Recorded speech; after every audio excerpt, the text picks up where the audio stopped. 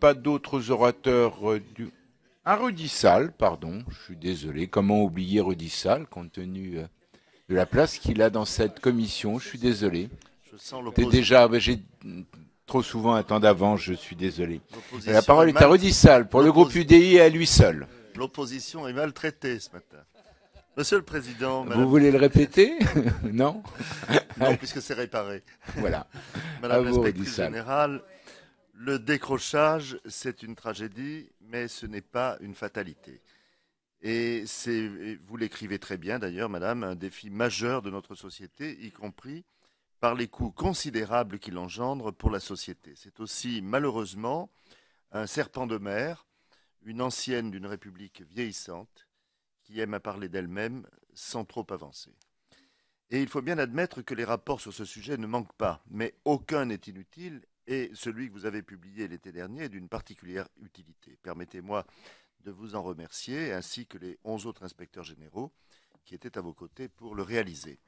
Il va sans dire que nous sommes tous ici convaincus de l'impérative mission qui est la nôtre de raccrocher le plus grand nombre de jeunes possible. Le ministre de l'Éducation a fixé l'étiage à 20 000.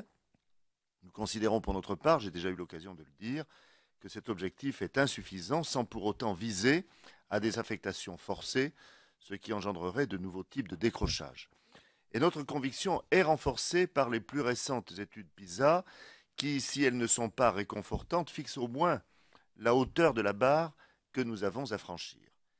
Il y a près de 20 ans, Pierre Bourdieu et Philippe Champagne décrivaient le malaise et les processus d'auto-élimination des exclus de l'intérieur, c'est-à-dire des élèves les plus démunis, face à une compétition scolaire intensifiée par l'ouverture de l'enseignement secondaire aux couches sociales qui en étaient jusqu'alors éliminées. Aujourd'hui, on parle de décrocheurs scolaires.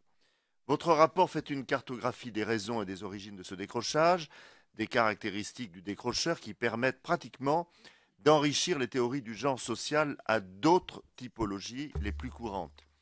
Ce qui me semble fondamental, c'est de se centrer sur l'action des professionnels de l'école et en particulier sur la pratique pédagogique.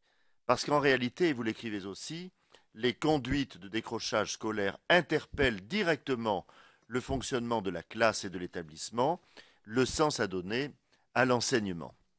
Les initiatives ne manquent pas pour éviter le décrochage, et en général avec une certaine pertinence. Les politiques de réussite éducative, le lieu d'accueil temporaire individualisé, les ESPI, établissements scolaires publics innovants, le réseau formation, qualification, emploi. Vous en faites un inventaire à la fois bienveillant et critique. Ce qui me frappe, c'est que ces démarches se fondent toutes sur un certain degré d'individualisation, ce qui apparaît d'emblée parfaitement logique. Pourtant, je m'interroge. Est-ce le sens profond de ce combat qui doit aboutir à sortir nos jeunes de la sortie? D'ailleurs, vous évoquez aussi la Fondation des apprentis d'Auteuil et cette démarche que vous qualifiez d'exemplaire est plus collégiale. Elle semble se vivre plus en communauté, de façon plus respectueuse et plus attentive. Comment articulez-vous cette référence aux 6 pistes majeures que vous suggérez pour prévenir le décrochage? Comment rester dans la relation humaine tout en rattrapant le retard objectif? Comment lier le suivi individuel à la bienveillance collective pour des jeunes disqualifiés, parfois méprisés? On le voit bien, derrière cette question, l'interrogation porte globalement sur ce que réclament les enfants, et en particulier ceux qui lâchent l'accorder. Ils réclament ce qu'ils disent ne pas avoir eu au collège ou au lycée, de l'attention, de l'aide et du respect. Ces récits dessinent en creux un portrait de l'institution scolaire qui oblige à se poser des questions sur son fonctionnement et sur la qualité des relations interindividuelles. Je vous remercie. Merci à l'inoubliable Rudissal qui s'exprimait pour le groupe UDI.